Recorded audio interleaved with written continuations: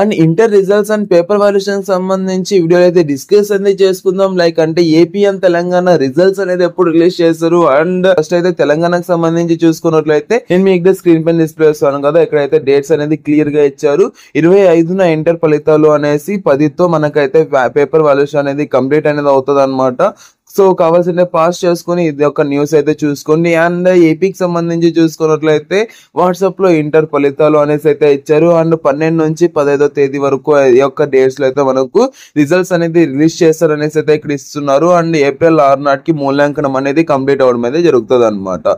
So AP and తెలంగాణకు సంబంధించి. And paper valuation అనేది ఎలా చేస్తున్నారు, ఎంతమంది పాస్ అవుతున్నారు, ఎంతమంది ఫెయిల్ అవుతున్నారు అంటే దీనికి సంబంధించి ఆల్రెడీ యూట్యూబ్ లో వీడియోస్ అనేది చేసాను పేపర్ వాల్యుయేషన్ అనేది ఎలా చేస్తున్నారు అని.